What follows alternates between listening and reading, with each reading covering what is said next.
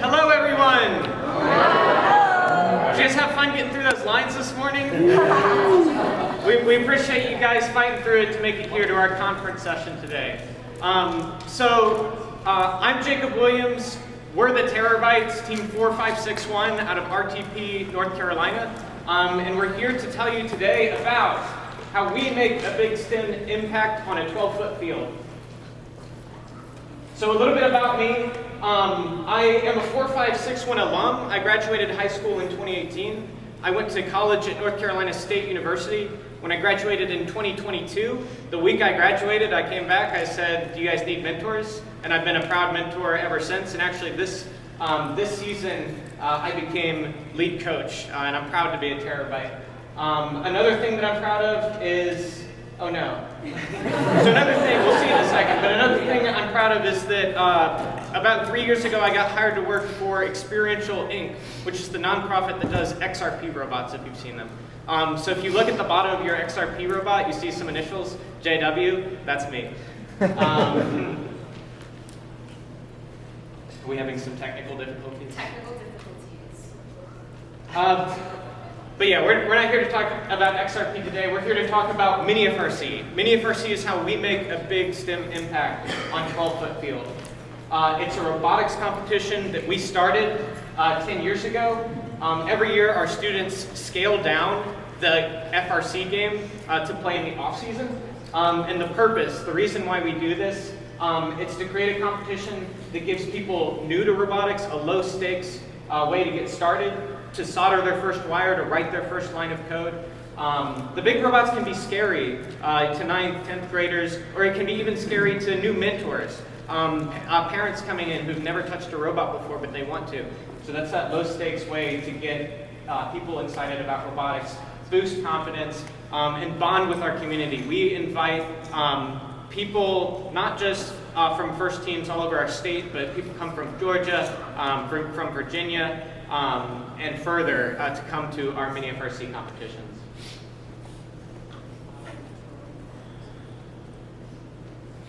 So here's a look at what MiniFRC looks like. So this picture is actually from the very first MiniFRC. 10 years ago, we played Stronghold with robots built out of little Arduinos and foam. And we've played basically every game since. So for example, this was one of the more complex ones. We played Infinite Recharge with the full turntables and automatic scoring.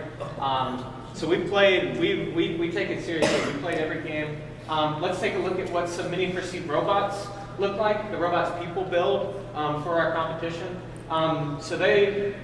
We see everything from a kid learning their first robot, they're hot gluing, they're building out of foam. These are middle schoolers putting a robot together in 30 minutes, all the way to we give experience to our designers, our programmers, 3D printing, doing differential swerve drive, doing shooters and auto aim, and so it really covers a large part of the robotics experience of MiniFRC, and people have a lot of fun with it.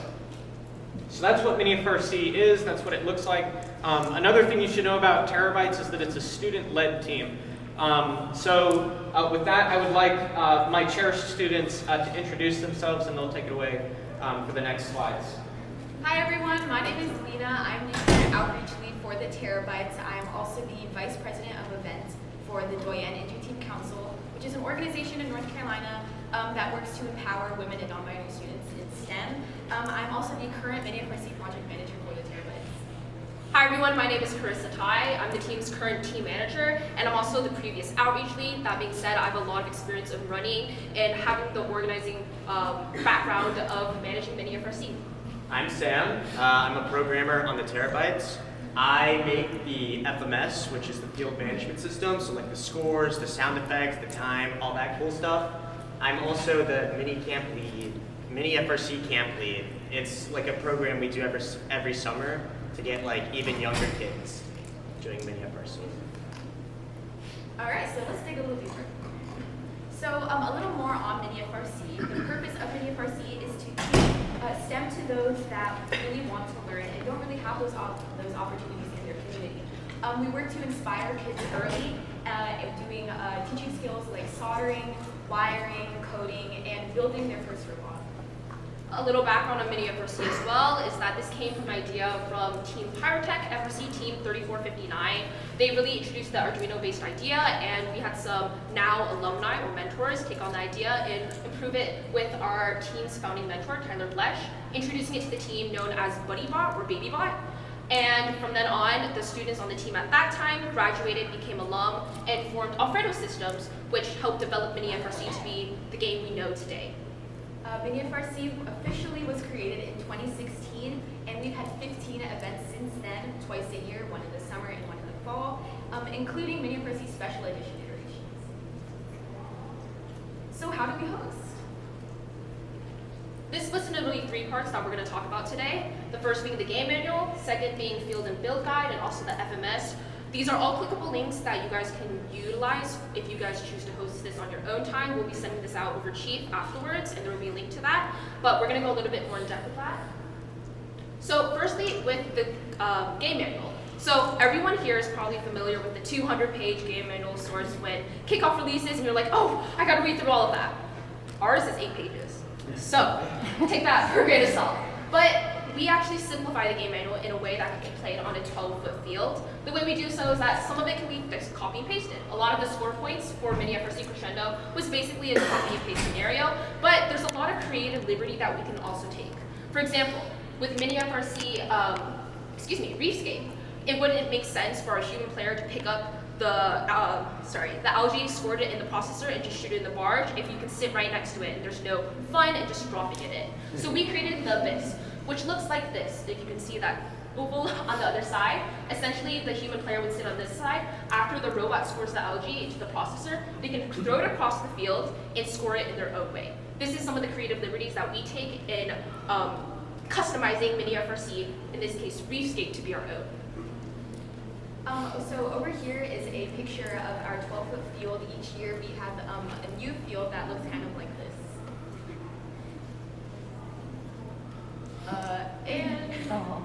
And we like to keep the FRC spirit as to making sure the climbs are off the ground. But you feel free to check this out more. We have the field set over here that you can check out after the presentation ends. This is the FMS. So, like I said, all the sounds and screens. How we've done it before, it's really code-based. So to set it up and use it, you would need to have good skill, with coding and stuff. We're rebranding it, so here's a glimpse on what it looks like right now. Instead of having to manually add an array of teams, you just add it into this nice little list given to you.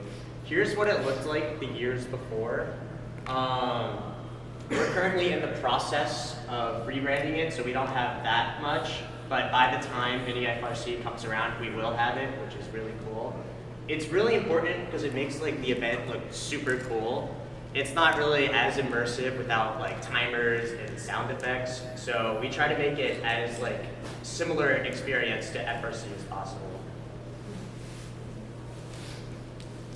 So I'm going to talk a little bit about the electronics. So like they just said, the students they write the manuals, they do the field CAD, they build the fields, they code an FMS like FIRST does. They run a live stream, which you can actually go on our YouTube channel and find the live streams of all the events from the past. So this is really amazing that this is high school students doing all this work to make these great events happen. One thing that myself and a few of my peers have done over the years to support our small part of this program is the hardware and the electronics. So when we started, we were buying Arduinos and Adafruit V1 motor shields off of AliExpress to drive the robots. And these got the program off the ground, but we wanted to make something that was even more accessible, even more user-friendly to people just getting started in MiniFRC. So that's why we created Alfredo Systems, which I'm shamelessly self-promoting right now. We run this as a hobby to get people to sell the new controller we made called the Know You 3, which we'll have a little bit more on in a second, but also any other electronics that people need to get started in MiniFRC or small robotics. It's also worth noting that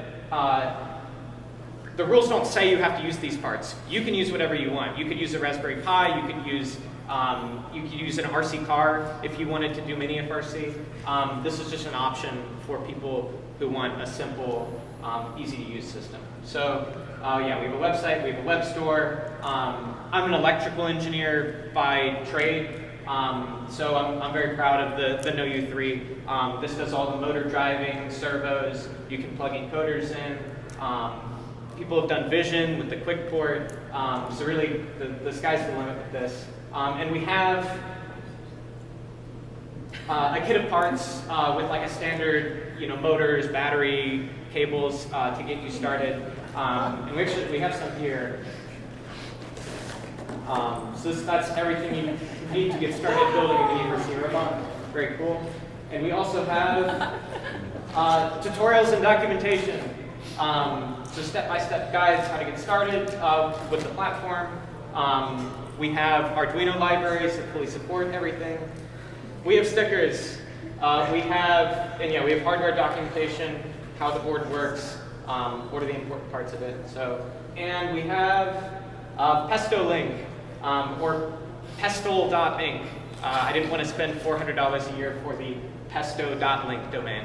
But we wrote this, this is the drive station for MiniFRC. So this works on phone, this works on your laptop, Android, it works on Mac, it works on Windows. You just pull this up in a web browser and you can connect your robots over web Bluetooth, drive them around. You can connect a gamepad to control them with gamepad on any platform. So this is a great tool for controlling robots. Again, all of this is optional if you want to roll your own stuff, or do XRP, or do whatever. But Pesto Link, it's very good. Lots of teams use it. And we also have, new this year, this is the Blue Alliance, but for MiniFRC. So this is every match we've ever played. We have most images of most robots ever built, and most match schedules from most years. Some of the information is lost to history, but you can check out like past live streams and stuff here. So, okay, and this is my last shameless plug with the QR code now. So use that if you're interested in our website. And that is about it for the stuff I do. Thank you.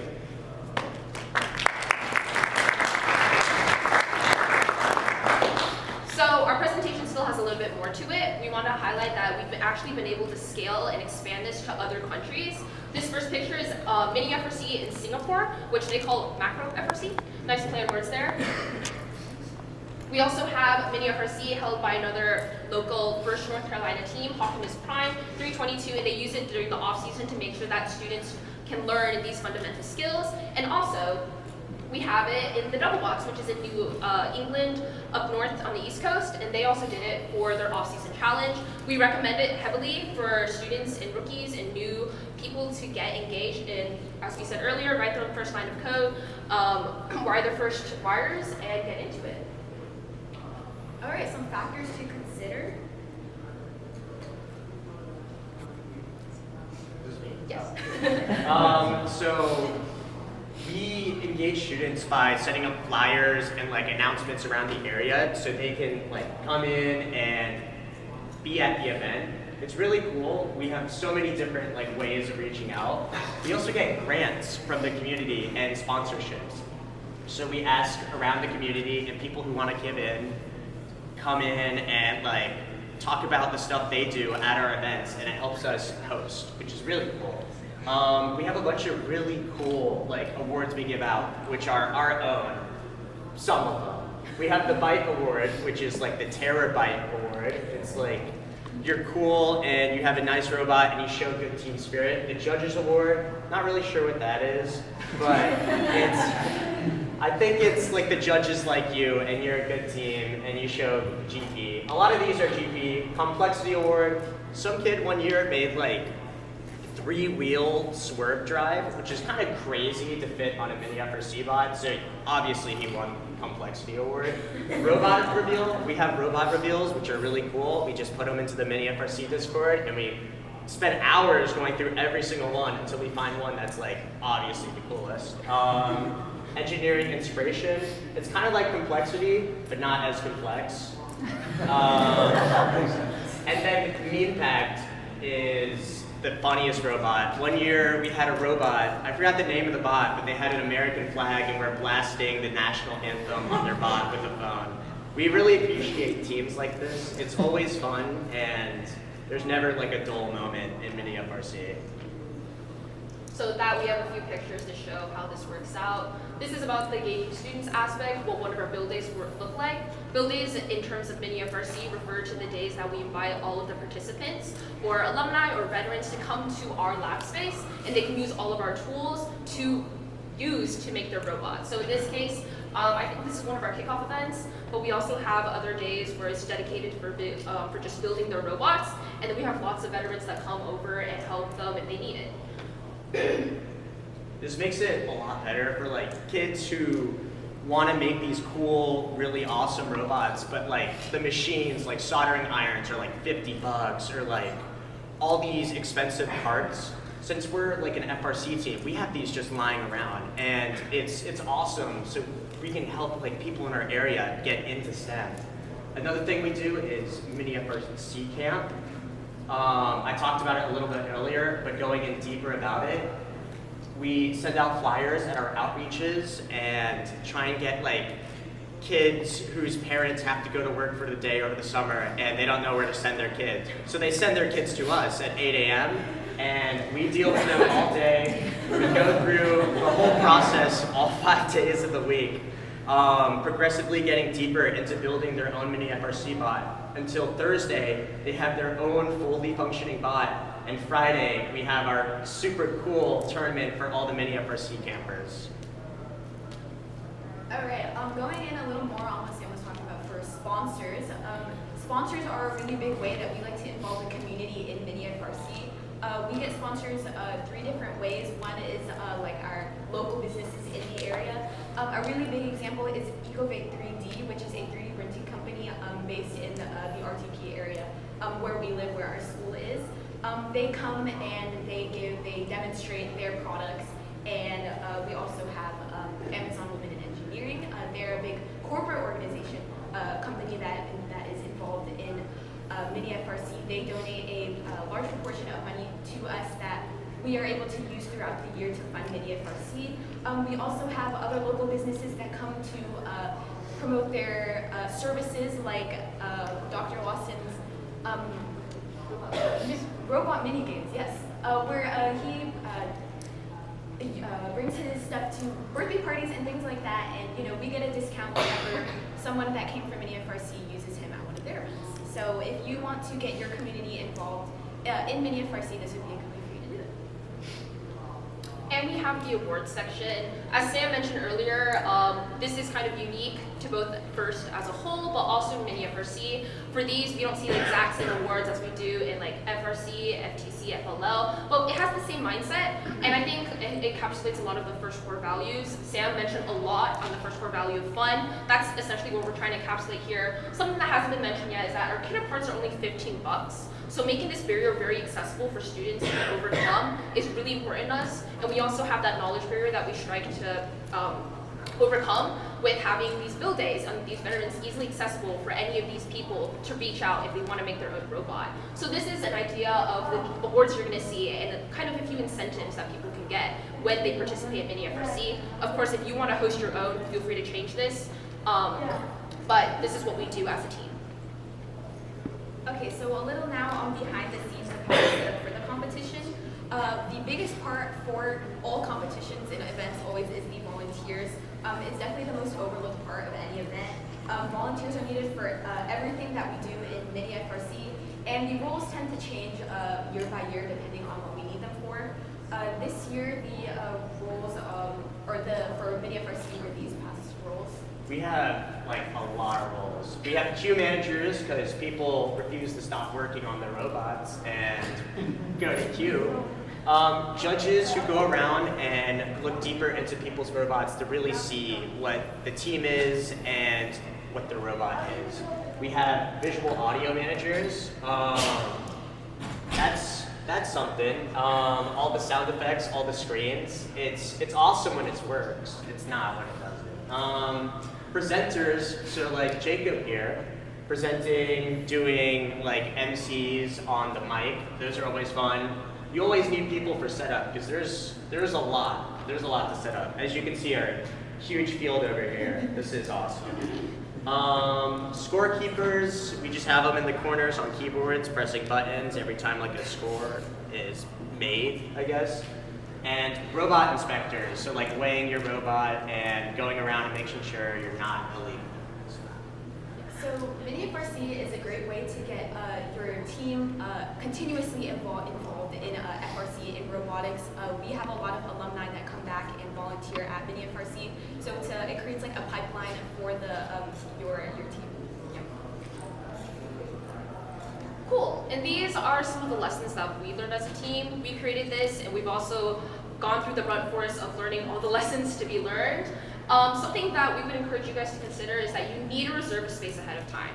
There are situations where we thought that our school's theater room would be open and it's double booked that day, or it's under renovations for some reason, and we're like, oh shoot, what are we gonna do? We have to fit at least 12 feet and we have to have our pit space, and there's a lot of space that goes involved to making sure MiniFRC can happen. What we've come to sort of an agreement with, or we're really fortunate to have really, is one of our mentors works at John Deere, and we're able to use the John Deere spaces, their conference spaces, very similar to this room, but we organize it and rearrange it to work in a way that we can host our live stream, have the fields, have a situation of pits nearby for students to work on their robots between matches. And we also want to consider the audience area, the spaces. A lot of times we send out an RSVP to make sure that we have enough chairs set up as a bare minimum. Something that we've dealt with in recent competitions for MiniFRC is actually a max cap of teams. Our max currently is 40 teams, and the reason why is that we have 2 to 5 people per each team, and that puts us way over 100 participants. And just having more than 100 participants in one room, especially in a situation as pits, gets messy real quick. So personally, in our team, we've had a max cap of 40 teams, but then again, if you're gonna start this within your own team, feel free to adjust these limits accordingly. We recommend having logistics and communication managers, and just to make sure that everyone's on the same page, please make sure that you have volunteers. A lot of the times, these volunteers can be parents. They can be alumni that come back just to volunteer when they're on their college break. They can also just be your siblings. We've made it really easy in our judges book to make sure that everyone understands what the role can be and understand how easy it can be to implement. Of course, if this doesn't apply to your team, feel free to adjust it in such ways. But also, a big key thing to make sure this is continuous and you can get feedback is to stay in touch with our participants and alumni. We have a closing ceremony after every MiniFRC event where it has a feedback form. In that feedback form, you can literally tell us anything. If you didn't like the algae that we used this year, that's perfectly fine. If you thought the CAD was really hard to understand for the field guide, please let us know. This feedback is so important for us to learn from and also to improve on for future MiniFRC editions. And we know that it's easier to start small. Yeah, so a good way to start is as a team bonding event in your community. It's not always best to start off really big. A good small way is just to do it within your team. It's a good way to get your rookies started early in FRC during the off season. They can learn the skills like soldering and coding before the season starts. And after you do that, then you can work your way up and host like a really big community event. So our final message really comes down to that this isn't always about building robots, but also building the people involved. The reason being is that you're learning these skills, you're learning these connections, and you're learning the power it takes to build a community. Again, we encourage you to start small before you scale and get big. And this is a pretty sick photo, and that's also what we wanted to show here. Disclaimer, please do not start with Rebuild. It's such a bad game to MiniFRC sides. Every single year, we've been able to use Chester. This is Chester, by the way, everybody. And we've been able to just dump points and stuff. This year is unfortunately not possible, which is very sad, but it's okay. Rebuilt is a really vision-based game. Odometry, positioning. MiniFRC bots do not have cameras yet. That's future. That's future. Not right now though. Processing like image data just takes too much power and too much computing to put on one of these tiny little bots. Yeah. Cool. All right. So a couple QR codes for you to scan if you're interested. The first one on the left. Scan this to get in contact with us if you would like to start your own MiniFRC. We would love to help you through that journey. Scan this. Just tell us that you're interested, and we'll get back to you. And also, this is our Discord link. Please join our MiniFRC server if you want updates and you just want to, see what's going on in MiniFRC in North Carolina. Yeah, so all of these slides and this information will be posted there if you choose to join. If you want to get the information through email or whatnot, feel free to use the left link. This actually concludes our presentation. However, we would like to note that we have a bunch of MiniFRC robots that we've reached out to the community and asked if we could bring to Houston. We've actually called it MiniFRC Daycare because they get a little trip outside North Carolina. If you would like to, I think we have, let's see, a little more than 15 minutes left. Feel free to come over, talk to us, ask questions. We also have free merch.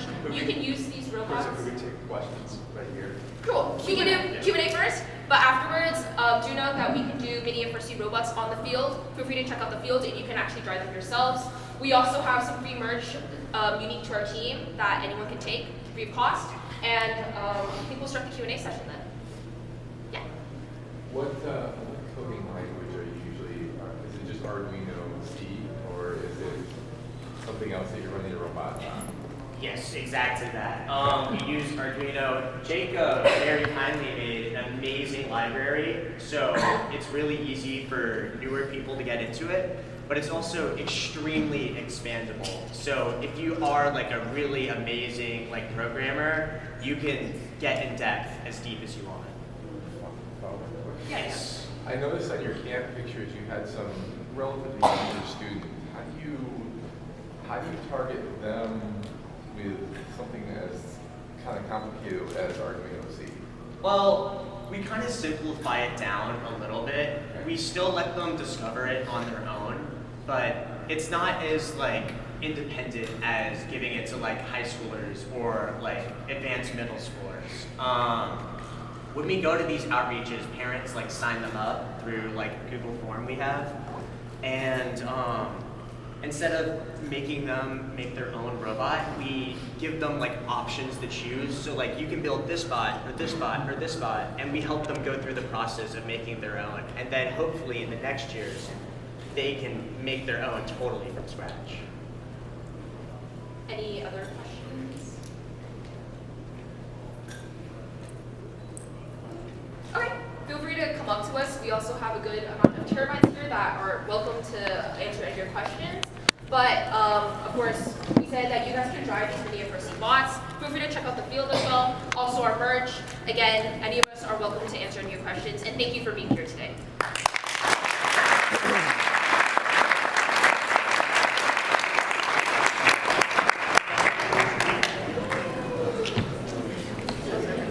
We got through it.